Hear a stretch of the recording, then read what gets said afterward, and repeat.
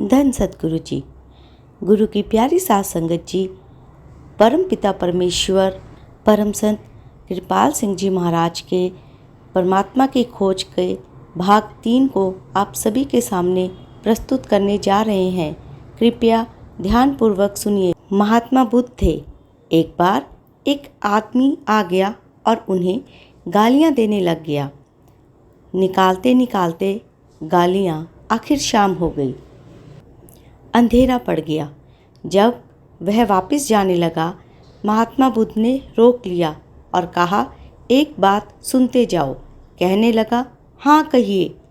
फरमाया कि भाई, एक आदमी सौगात किसी के लिए ले आए और लेने वाला उसे मंजूर न करे तो किसके पास रहनी चाहिए?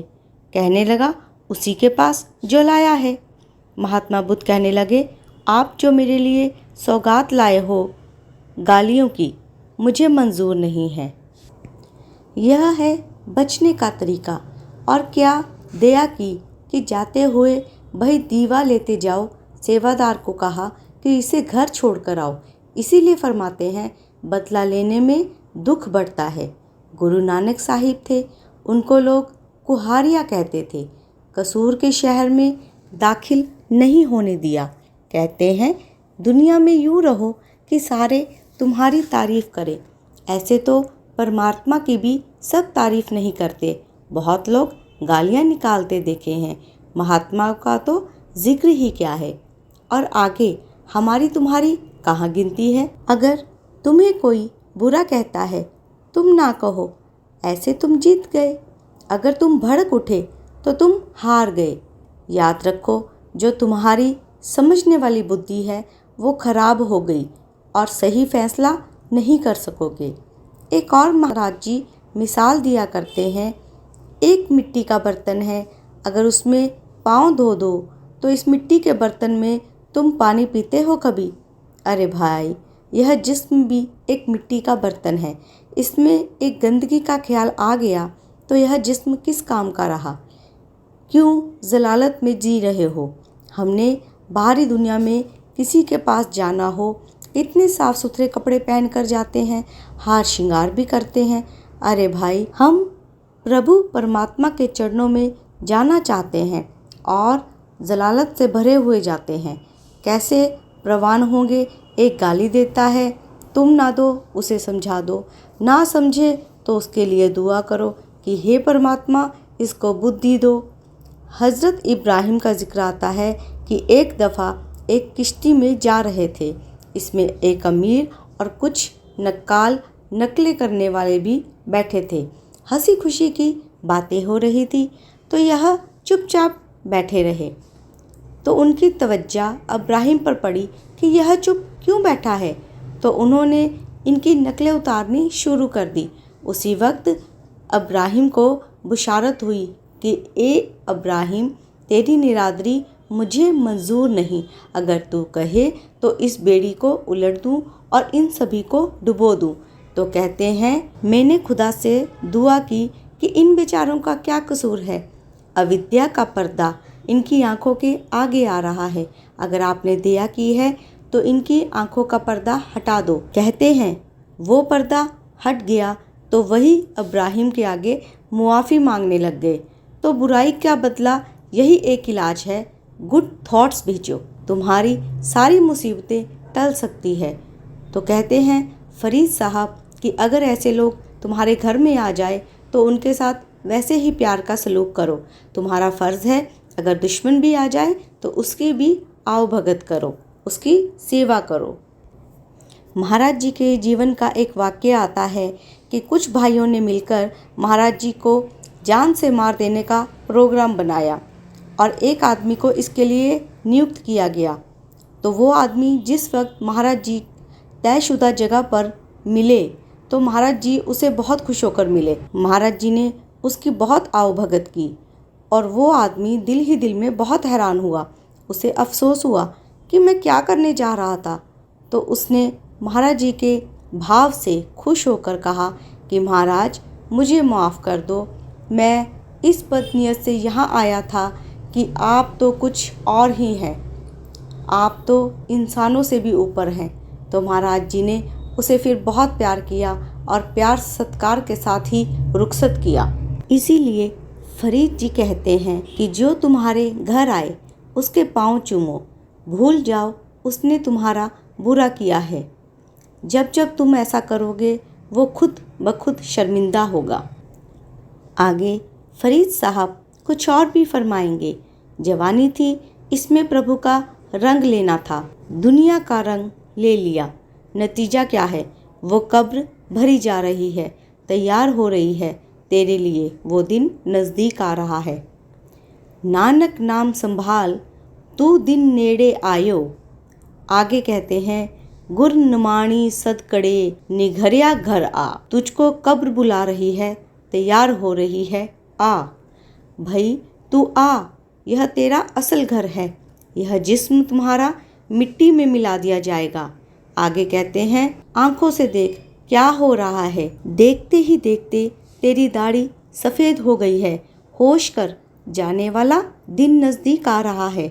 एक बनिया दुकानदार है, वो भी शाम को हिसाब लगाता है कि कितना कमाया है। हम अपना जीवन किसी को 10 साल, किसी को 50 साल हो गए, कभी ख्याल नहीं आया कि यह जिस्म का कपड़ा पुराना हो रहा है और वो दिन नज़दीक आ रहा है जिस दिन यह फट जाएगा। आत्मा को प्रभु रस लेना था, वो लिया ही नहीं। यह था आदर्श। कितने नंगे भूखों के काम आए हो, कितनों के जख्मों पर मरहम लगाई है। कभी ख्याल आया है? ना अपना आप सवारा, ना किसी के काम आए। क्या फ़ायदा? सारा जीवन बर्बाद हो गया। गुरु अमरदास जी फरमाते हैं, गुरु अंगद साहिब के चरणों में जब आए, 70 साल की उम्र थी उनकी। तलाश करते करते बूढ़े हो चुके थे। वो फरमाते हैं कि काली और धोली दोनों हालतों में हमेशा वो प्रभु तुम्हारे संग साथ है। तुम्हारा मुंह उधर होना चाहिए। फरीदा काली तोली साहिब सदा है, जे को चित करिए। बूढ़ी हालत में भी अगर तुम्हारी रुचि दुनिया से हटकर उधर परमात्मा की तरफ हो गई तो भी तुम्हारे लिए उम्मीद है, नाउम्मीदी नहीं। बूढ़ी उम्र हो या जवानी हो, वो सदा तो तुम्हारी तरफ है। तुम्हारा मुंह जिस वक्त भी उधर हो, तुम प्रभु को पा सकते हो। फिर क्या फरमाते हैं? अपना लाया प्रेम न लगई, जे लोचे सब कोई। उस प्रभु का प्यार दिल में अपने बनाए से नहीं बनता। जब तक उसको अंतर में देखा नहीं, प्यार नहीं बनता। अब अंतर में कैसे नज़र आता है? सिमरन करो दम दम, उसकी याद बनती है तो वो अंतर में दर्शन देता है। फिर उस दर्शन से अंतर में प्यार बढ़ता है। यह उसकी दया से ही होता है। जब उसका अंतर में रस आ गया तो उसके बगैर दुनिया में कुछ अच्छा नहीं लगता। प्रेमी हमेशा प्रीतम को चाहता है और कुछ नहीं। उसके लिए प्रीतम ही सब कुछ है।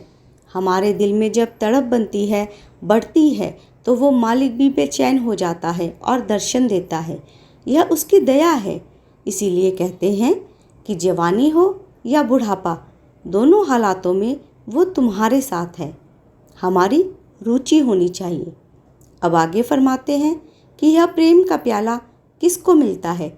जिसको वो खुद दे। भगवान राम को वशिष्ठ जी ने कहा कि हे राम, जब तक कि वो कृपा ना करे, हमको इंद्रियों को दमन करके झोली फैलाकर बैठे रहना चाहिए। बस देना उसी के इख्तियार में है। हमारे हुजूर भी यही फरमाया करते थे कि किसी अमीर के दरवाजे पर तुम बैठे हो, उसको पता है कि मेरे दरवाजे पर कोई बैठा है। अरे भाई, जब सब तरफ से हट हटाकर तुम प्रभु दर पर बैठोगे, उस प्रभु को यह नहीं पता कि बच्चा मेरे दर पर बैठा है। अगर दुनिया में मजदूरी करके शाम को रुपया हासिल कर लेते हैं तो वो भगवान क्यों नहीं देगा? वो ज़रूर देगा। हमारा काम यही है कि उसके दर पे बैठ जाओ। यह दरवाज़ा दो आँखों के दरमियान, आँखों के ही पीछे है। वहाँ बैठ जाओ उसी की याद में और सिमरन करते रहो। बस तुम्हारी झोलियाँ भर जाएगी। आगे फरमाते हैं, फरीदा को के नदियाँ जागे नदियाँ मत देंदियाँ नित, जो शैतान वन जाया से कित फेरी चित। कहते हैं दुनिया की तरफ देखो चांगे मारते हैं, ज़ोर ज़ोर से गला फाड़ के, बड़ी ऊंची आवाज़ के सोच से भी लोगों को पुकारते हैं, लेक्चर देते हैं, कथा करते हैं। भाई भगवान ऐसे मिलेगा? आवाज़ देते हुए चलते फिरते पुकारते हैं, चीख उठते हैं, कभी कभी नीचे ऊपर भी होते हैं, लोगों के दिलों तक पहुंचते हैं। क्या उपदेश देते हैं कि अरे भाई ऐसा करो, मगर खुद वो कुछ नहीं करते हैं।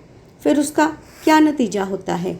उसका चित्त अपना ही शैतान से भरा पड़ा है। वो दूसरों को कैसे बदल सकता है? एक हवा है, आग से लगकर आ रही है, नरम है, बर्फ़ से लगकर आ रही है, ठंडी है। जिस इंसान के अंदर काम, क्रोध, ईर्ष्या, द्वेष और वेग चल रहे हैं, अरे भाई वो कितना ही मीठी बातें करे, वो दूसरों को नहीं बदल सकता है। माफ़ करना जितना प्रचार आजकल हर एक समाज में चल रहा है, वो पेट प्रचार है, दिल से नहीं निकल रहा, सिर्फ पेट की खातिर है। एक ने 50 रुपये दिए, उसके हक में बोल दिया, दूसरे ने 60 दे दिए तो उसके हक में बोल दिया। फिर ऐसों का क्या प्रचार करेगा? पैसों के लिए बैठे हैं ना। स्वामी रामतीर्थ ने कहा था, wanted reformers not of others but for themselves. ऐसा होना चाहिए। पहले खुद अमल करो, फिर प्रचार करने का हक है। मगर यह है ही नहीं भाई। खाली कूकने पुकारने से, दूसरों को मति देने से कुछ नहीं बनेगा। जब तक तुम अपने आप को ना सुधार लो, दूसरों के लिए तुम्हारे दिल में प्यार है, तुम गाली भी निकालो वो भी मीठी लगेगी कि नहीं। किसी महापुरुष के जीवन को ले लो, वो पहले आमल बनता है, फिर कहता है, इसीलिए उसका असर पड़ता है। ऐसे तीर निशाने पर पहुंचता है। फरीदा थियों पवाई दब, जे साई लोड़े सब। जो यह है कि हर जगह परमात्मा को तू देखे। तू दबी हुई है, ना घास जो फैल रही है ज़मीन पर, पाँव के नीचे आती है। कहते हैं तू दब बन जा, निम्रता धारण कर, नीचा बन कि तुम पर लोग चलें। अगर तू हर एक का है, फरमाते हैं सबके चरणों की रैन बनो, तब मेरे पास आओ। यही गुरु नानक साहिब भी फरमाते हैं कि नन्ही बूंद बन जाओ। अगर तुम चाहते हैं कि सब के अंतर तुम्हें वही एक प्रभु नज़र आने लग जाए, जैसे भाई घनैया को सब में मारने वालों में भी और मरने वालों में भी एक ही नूर नज़र आता था, वही एक जलवा अपने मुर्शिद का। फिर आगे फरमाते हैं कबीर साहिब कि सारा जहान हमसे अच्छा है। हमारा मित्र वही है जो सब में परमात्मा को देखता है और सबकी इज्जत करता है। ऐसी नम्रता धारण कर लो, यह असल संतों का श्रृंगार है। जो प्याला सुराही के नीचे होगा वही भरा जाएगा। जिस डाली पर फल लग जाता है वही झुककर ज़मीन के साथ लगती है। जब सवार मंजिल मकसूद पर पहुंच जाता है तो वह पैदल हो जाता है। गरीबी और नम्रता एक सारी अबूदियत के मुतल्लक ज़िक्र आता है कि गुरु नानक साहिब के 3/4 यानी 75% नम्रता दी गई। भाई संतों का श्रृंगार है, यह वो हंकार नहीं जाते। वो कहते हैं सब उसी का है, मेरा कुछ नहीं। All credit goes to the master. कहते हैं हर जगह उस प्रभु का। अगर तू जलवा देखना चाहता है, एक नन्ही बूंद बन जाओ। घास कट जाती है, फिर पाँव के तले लताड़ी जाती है। ज़मीन पर क्या तेरी हूँ मैं ना रहे, ऐसे नम्रता धारण कर ले। कोई लताड़े तो उसका भी रिएक्शन नहीं, फिर तू प्रभु के दरवाजे में दाखिल हो सकता है। मिट्टी है, जीते जी हमारे पाँव के नीचे है। हमारे जिस्म छोड़ने के बाद वही मिट्टी हमारे ऊपर आ जाती है। फरीदा खाक न नींदिए, खाक जेड़ न कोए, जीवंदिया पैरा तले, मोया ऊपर होए। हर एक में अपनी अपनी खूबसूरती है। कहते हैं नीच से नीच को भी बुरी भावना से ना देखो। अगर उसमें कोई कमी आपको नज़र आती है, प्यार से समझा दो। उसमें भी आत्मा है आखिर। गया से गया गुजरा भी हो, उसको भी आदर मान दो। दुनिया का मान सब झूठा है। जिस्म की खूबसूरती का भी अगर मान है तो सिर्फ प्रभु इसमें है। इसीलिए जब यह ताकत इससे निकल जाती है तो यह मिट्टी का ढेर है, फिर कौन पूछता है। फिर फरमाते हैं कि अरे भाई, किस चीज़ का तू मान करता है, सबका सब यहीं रह जाएगा। होश कर, जाग। यह जिस्म जो पहला संगी और साथी है वो भी साथ नहीं जाता। बाकी जो सामान इस तन करके बने वो कैसे जाएंगे। फिर आगे फरमाते हैं कि नानक कचड़ियाँ संग तोड़, ढूंढ सजन संत पक्या, ए जीवंदे बिछड़े, ओ मोया ना जासी छोड़। यह तो जीते जी छोड़ जाएंगे, वो जो पक्का साथी है ना सतगुर, वो मर के भी नहीं छोड़ता। ऐसे की तलाश करो, काम बन जाएगा। कब सुमरोगे राम, अब तुम कब सुमरोगे राम। खर्च्यो ना खूटे, चोर ना लूटे, ऐसो है हरि नाम। दिन दिन होत सवायो, तोड़ो अंते आवत काम। मीरा कहे प्रभु गिरधर नागर, दे दर्शन को दान।